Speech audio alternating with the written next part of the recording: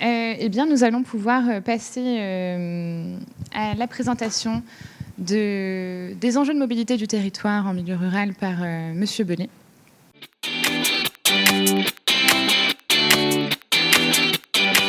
Bonjour à toutes et à tous, je suis Sébastien Bellet, ingénieur transport et mobilité au sein de l'ADEME Normandie. Donc l'ADEME, c'est l'agence de la transition énergétique et à ce titre, nous déployons différents dispositifs pour aider les collectivités ou les entreprises qui souhaitent aller plus loin en termes de performance environnementale, de responsabilité écologique, et nous accompagnons notamment différents projets de mobilité. Et dans le cadre de l'appel à projet France Mobilité, qui est un appel à projet centré sur les territoires peu denses, l'expérimentation de solutions de mobilité en territoires peu denses, on a eu le plaisir de retenir comme lauréat l'Intercom de la Viron-Noireau sur ce projet MobiPro. Alors pour nous, c'est important cette innovation en termes de mobilité dans les territoires peu denses, parce qu'on voit bien qu'aujourd'hui la mobilité est un des enjeux majeurs en France à plusieurs titres. Un enjeu d'abord social et puis un enjeu écologique. D'abord sur le volet social, la question de l'accès au transport est au cœur de la question des inégalités. En Normandie, plus de 80% des déplacements se font en voiture particulière, notamment dans le cadre des déplacements domicile-travail. La voiture, la dépendance à la voiture, c'est un véritable poids économique pour les ménages. On estime que c'est de l'ordre de 5 000 à 6 000 euros par an pour pouvoir disposer d'une voiture individuelle, ce qui représente 30 à 40% d'un SMIC annuel. En termes d'accès à l'emploi, plus d'un quart des Français déclarent avoir déjà refusé une offre d'emploi du fait de problèmes de mobilité. Et ce taux est encore plus important chez les jeunes ou chez les personnes peu qualifiées. Et puis, selon les territoires, eh bien, on a des différences d'accès au transport qui sont importantes. Et parfois, notamment dans les territoires ruraux, on est extrêmement contraint à la seule solution qui est celle de la voiture individuelle. Donc voilà pour les enjeux sociaux. Pour les enjeux écologiques, là aussi, c'est vraiment quelque chose d'extrêmement important. Vous savez, la France est engagée dans la lutte contre le changement climatique pour éviter l'emballement du réchauffement à l'échelle mondiale. On se doit de tenir nos objectifs qui sont assez forts au niveau national. Notre plan climat estime qu'il faut arrêter la vente des véhicules thermiques à horizon 2040 et puis que d'ici 2050, la France doit atteindre ce qu'on appelle la neutralité carbone, c'est-à-dire qu'on va être capable de réduire énormément nos émissions de gaz à effet de serre, nos consommations d'énergie, et en plus de réussir à stocker ou compenser les émissions émises.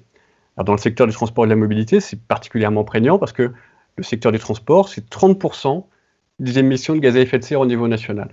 Et la majorité de ces 30% de gaz à effet de serre sont générés par le trafic routier et plus particulièrement par les déplacements quotidiens en voiture individuelle.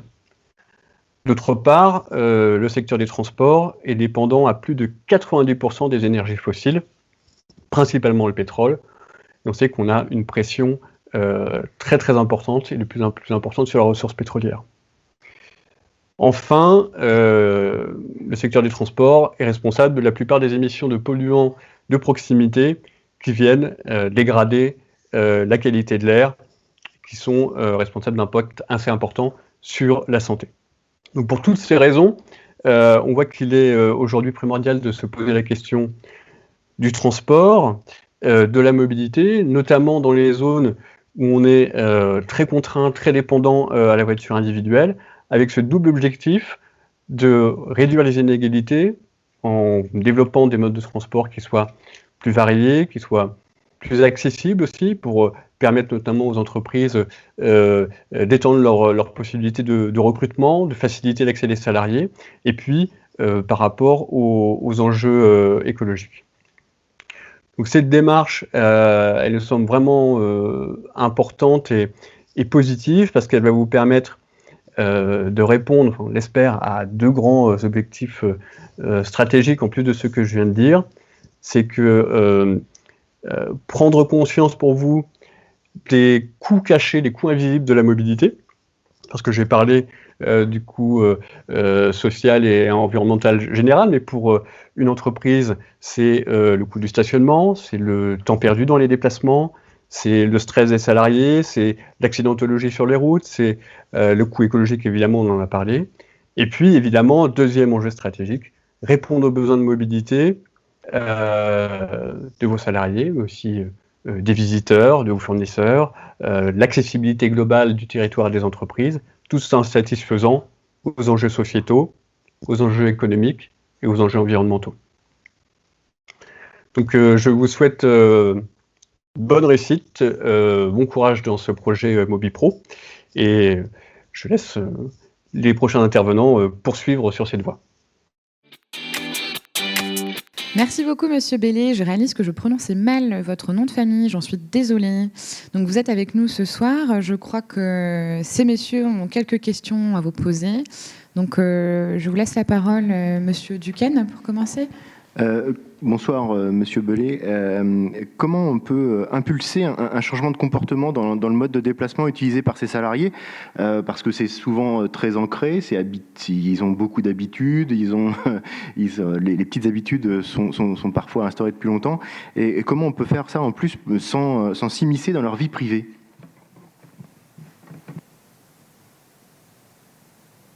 Alors bonsoir à toutes et à tous, j'espère qu'on m'entend suffisamment bien. Oui, alors c'est une bonne question, hein. C'est celle de la question des données, de comment est-ce qu'on accompagne les personnes en général à changer de comportement. Alors, changer de comportement, c'est pas du tout quelque chose qui se décrète ou qui se décide, ou il faut donner une impulsion, mais c'est quelque chose avant tout qui s'accompagne. C'est-à-dire que ce changement de comportement, il doit venir des personnes elles-mêmes. Donc, le chemin pour y arriver, c'est d'abord de pouvoir que chacun se pose les bonnes questions et la bonne information.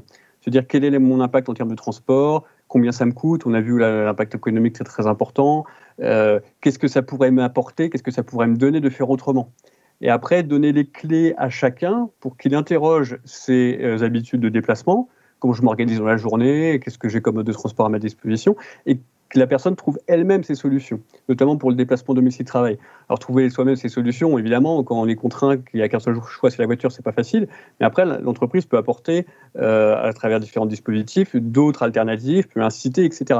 Mais c'est important dans le processus de changement que ça vienne vraiment des personnes elles-mêmes. Et dans ce cas-là, si ça vient d'elles-mêmes, on n'a pas besoin du tout de collecter leurs données individuelles ou personnelles. Ce qu'il faut leur apporter, c'est une impulsion, une incitation et un processus, une méthode, en fait. Plutôt que leur dire puisque tu es ici à telle heure, etc., tu peux covoiturer avec machin. Ça a moins de chances de marcher.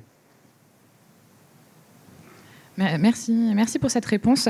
J'en profite pour dire à nos participants qui sont en ligne de ne pas hésiter à poser des questions donc directement sur le fil conducteur sur YouTube. Elles seront posées à Monsieur Bellé en direct, donc n'hésitez pas surtout. Monsieur Moreau, il me semble que vous aviez une question aussi. Oui, bonsoir Monsieur Bellé.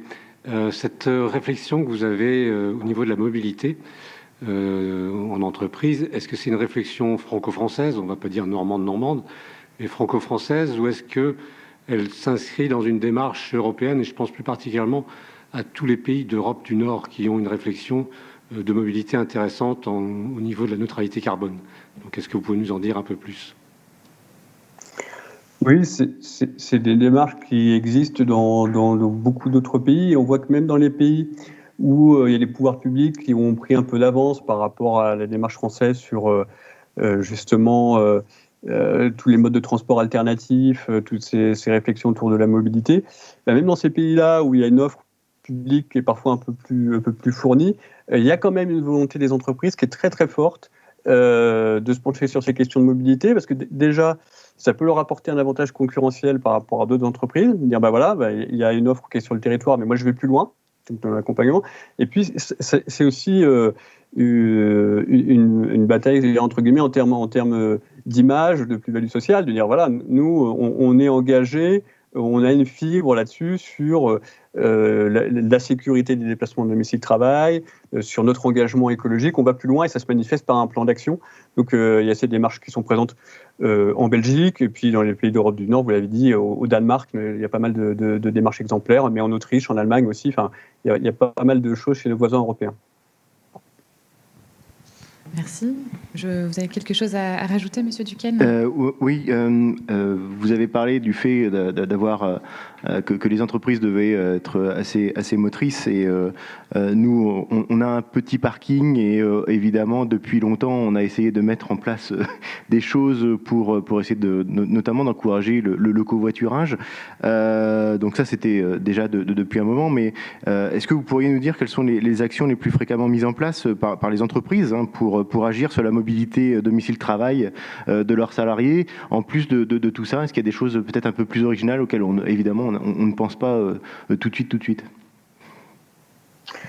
Alors, je serais bien embêté pour vous répondre parce que je n'ai pas vraiment de statistiques sur la démarche de plan de mobilité d'entreprise.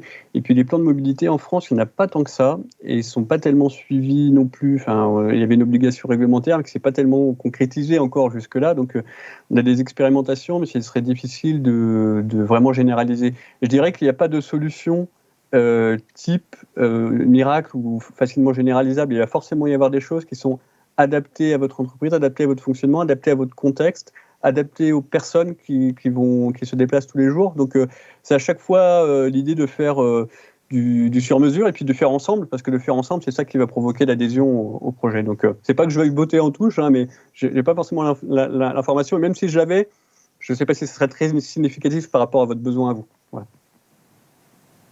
Merci beaucoup.